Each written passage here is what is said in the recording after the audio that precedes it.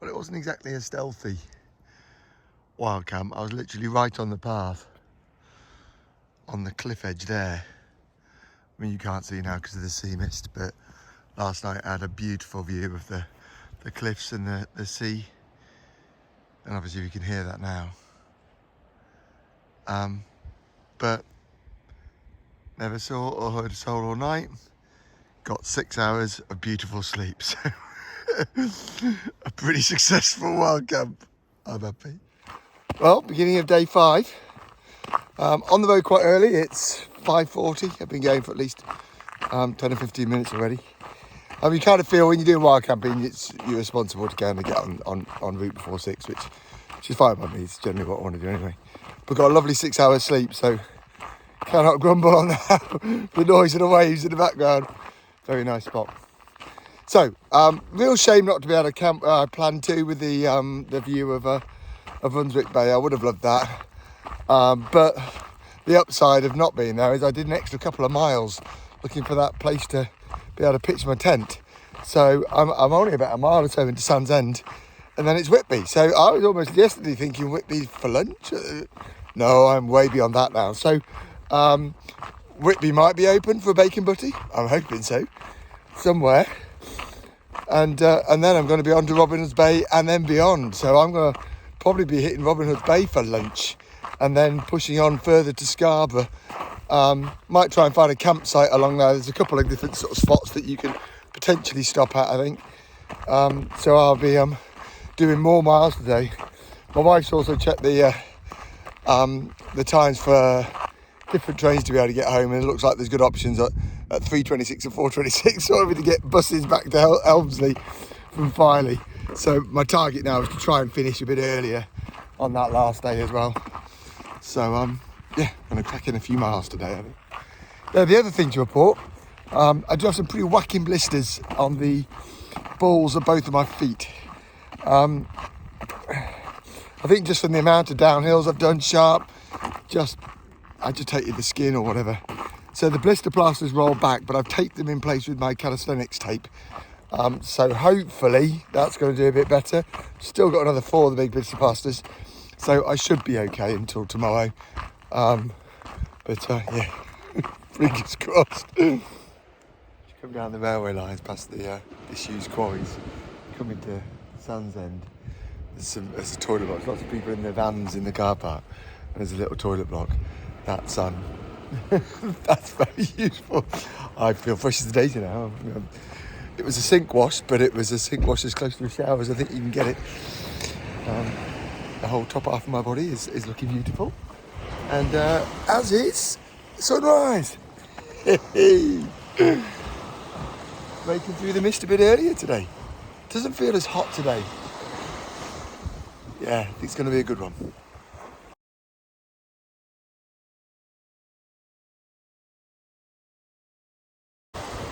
Not a bad spot. The beach at Sand's End.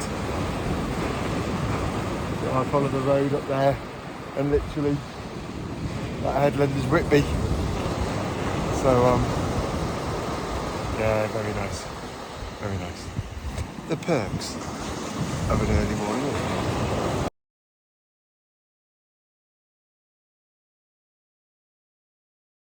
I don't know if you can see it, but on the road out of Sand's End, as you're going up towards Whitby, a whole stream of vans and camper vans. And also there's lots in the car park as well at the bottom. I guess Sand's End must be a hotbed for van life.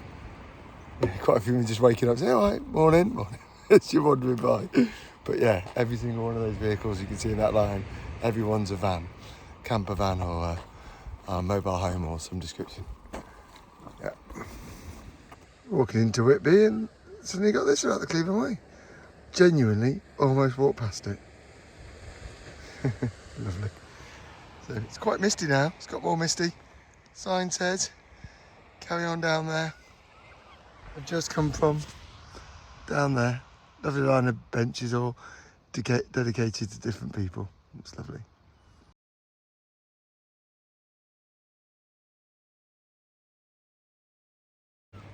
Yes, this is Rigby. The piers down there, and if you turn, can kind of see. She's got these interesting figures showing women cooking and cleaning the fish. And then the harbour. Yeah, lovely place. Famous for its fish and chips. Which sadly, at 10 to 8, I'm not getting. But I'm going to find an establishment with the word cafe written above the top and have a breakfast.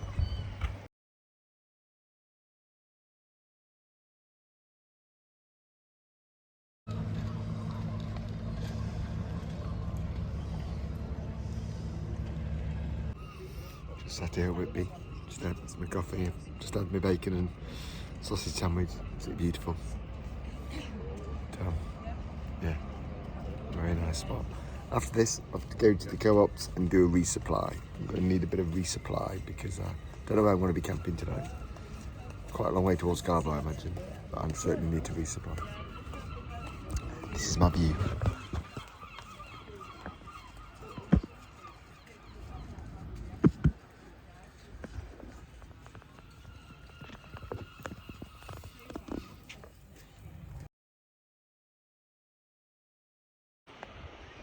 We're on the walk now from Whitby, which is over there, to Robinson's Bay, which is over there. So you can't see anything because we've got strong mist. So I haven't even put the suntan lotion on yet because literally don't feel like the sun's even strong enough to make an impact. Should be another good day. Making great progress though. It's 9:30. I'm already through Whitby. I mean, I'm flying here. I might finish today. No, I'm joking. But I am expecting, I've been looking at buses tomorrow at 3 o'clock from Filey to get me back to Helmsley to get the car. So that's the kind of expectation I've got at the moment.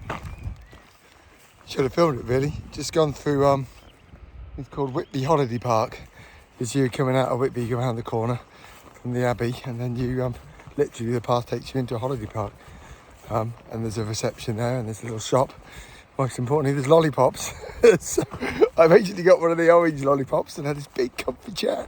So I sat down, checked my blisters. The ladies at reception were going to get me an antiseptic wipe from their first aid kit if I needed one. In the end, if everything was so securely in place, I didn't need it. I left it all as is. And but after having eaten my my orange lollipop, I then found that I was ready to go. So it was time to have a strawberry split as well. So I sat orange lollipop, sat down, and then a strawberry split to go. Very nice place. Definitely coming back to that holiday park with a caravan in a few years' time. A tiny bit worried. It's going to give a hoot as I walk past and scare the daylights out of me. The lighthouse at the, I guess the head. So I've not looked at the map to see which one it is. But the lighthouse is round the corner. This is the warning sounder. And as you can see, it is misty. You know, I'm sure I could hear them going in Whitby this morning. I'm sure it's not far from being ready to have a honk itself.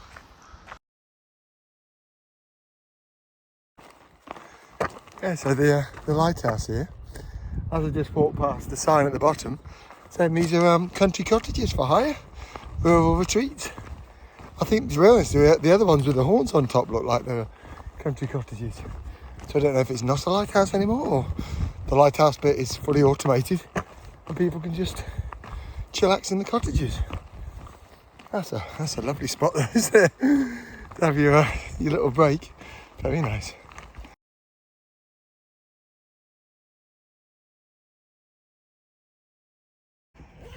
Just been walking down from Whitby, and since the lighthouse, the last 3 or 4 miles, been walking with Artie. This is Artie. Just on a stop for a drink, and we're overlooking Robinson's Bay. So cracking time. It's only 20 past 12. You do walk a little bit faster when you've got some company to walk with. It just suddenly speeds up the walking, which is great. I think life's on the up now that I've hit Robinson's Bay. Apparently, Tango do a freezable pop. News just in. It's a winner. And it's 12:37. And, well, I hope it, I mean, it's a Sunday, but come on, chip shop's got to be open, isn't it? This is my chance for fish and chips, because I've actually hit a town at fish and chip time. So, bit of luck, Robinson's Bay gets first fish and chips of the walk. Very, very nice.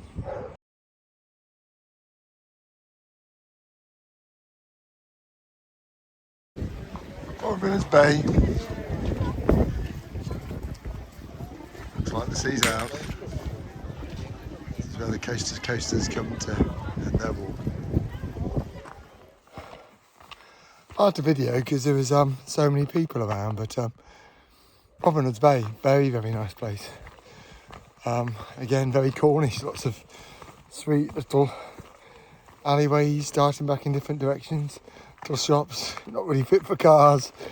You know, it was, yeah, very nice.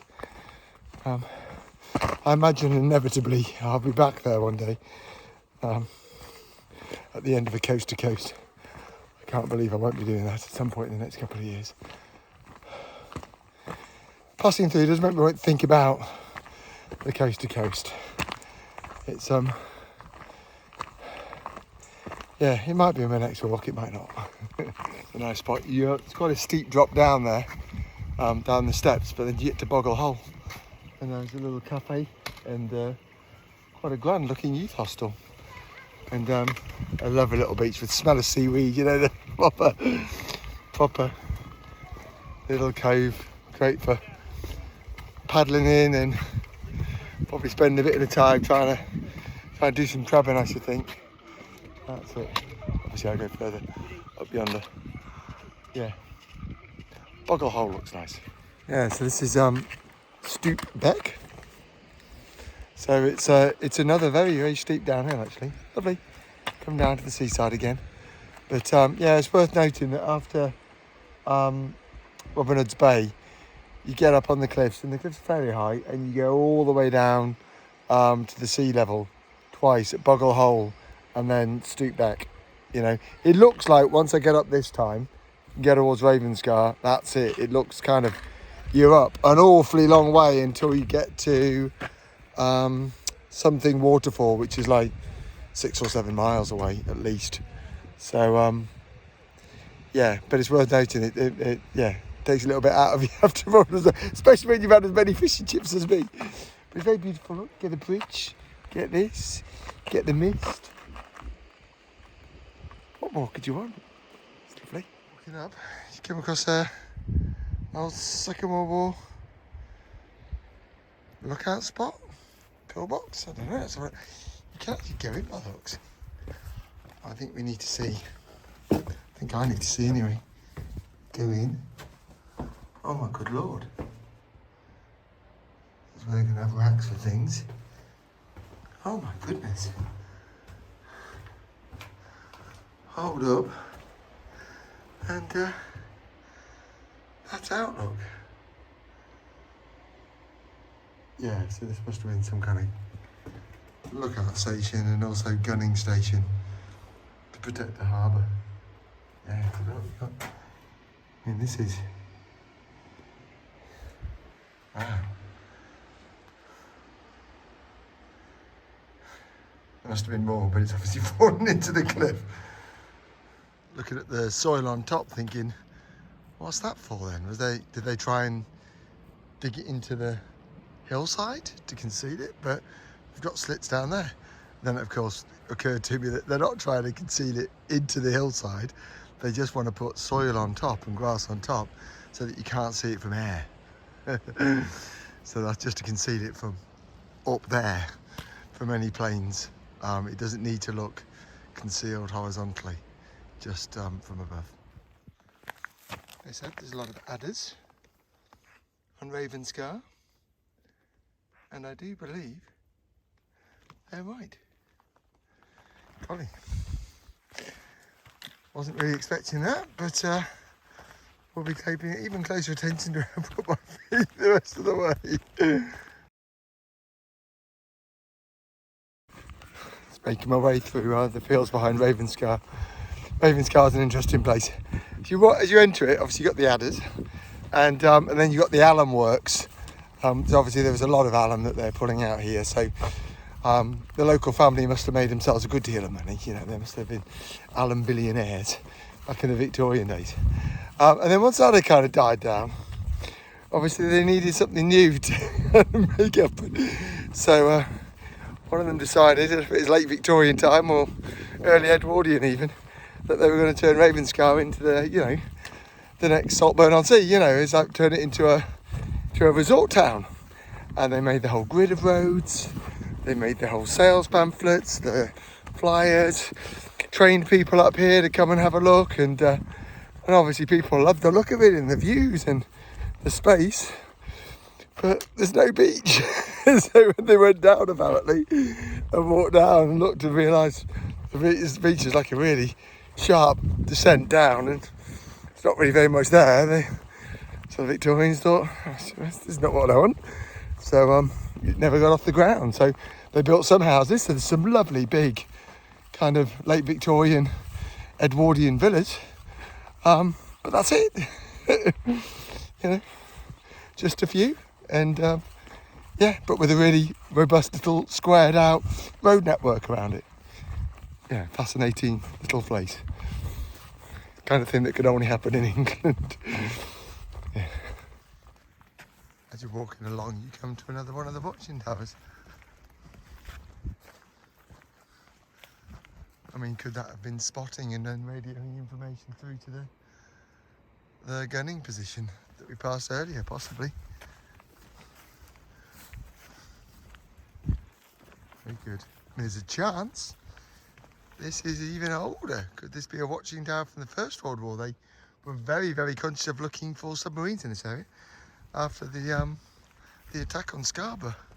Or was it Whitby? Or was it the attack on Whitby? They oh, here we go, we'll find out. It's a radar station. It's a radar station.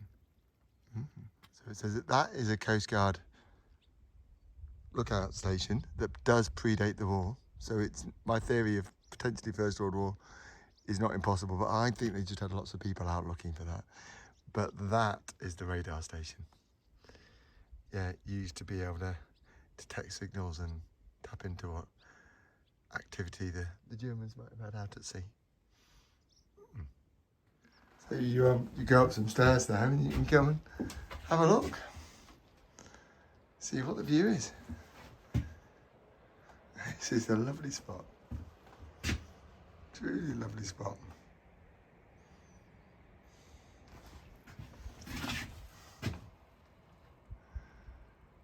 Probably the last time the Coast Guard was using it was 1972.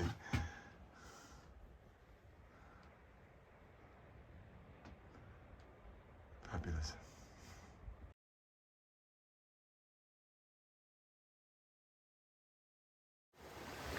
This is Havenwick, or the Havenwick Beach, and just behind me is Havenwick Falls, or Haven Falls. Absolutely glorious.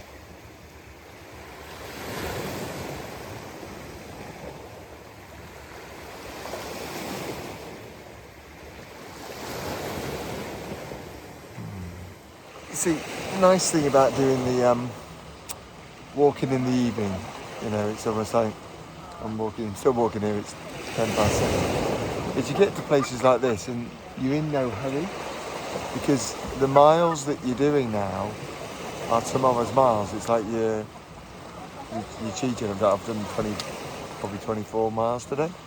Probably end up doing 26, 27 miles. So it's like the miles I'm doing now are tomorrow's miles. So I'm in no hurry to do them. Don't have to do them.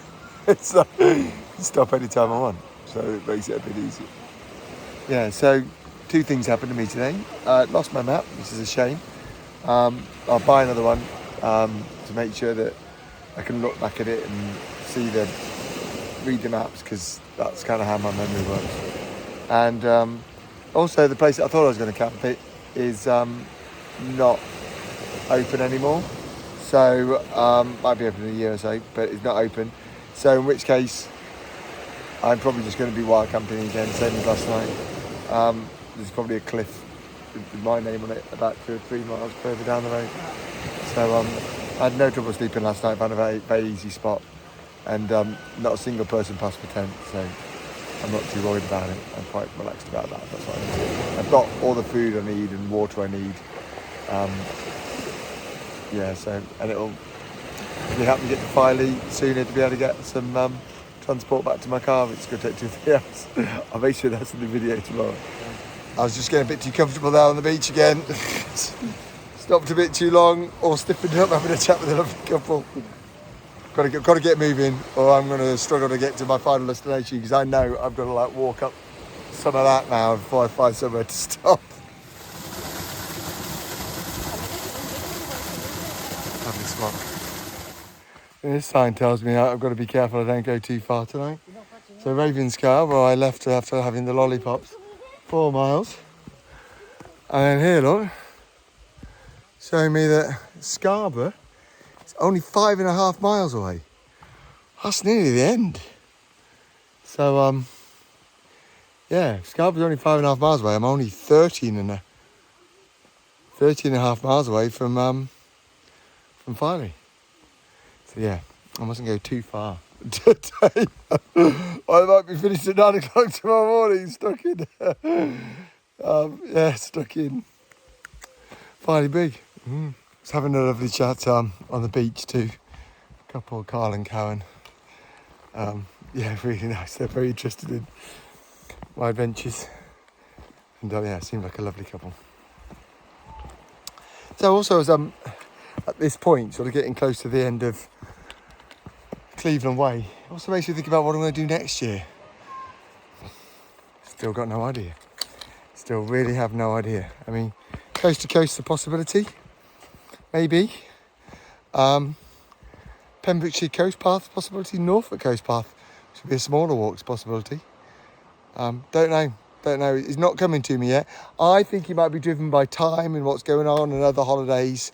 That will determine it, because coast to coast is a big chunk, isn't it? So it's like there's no other things going on than coast to coast, but there probably is. So smaller thing might be more important. Maybe even a couple of smaller things. I mean, not day walks. I'm not really into day walking, but you know, a few smaller multi-day things. Who knows? Who knows? So not worried about that right now.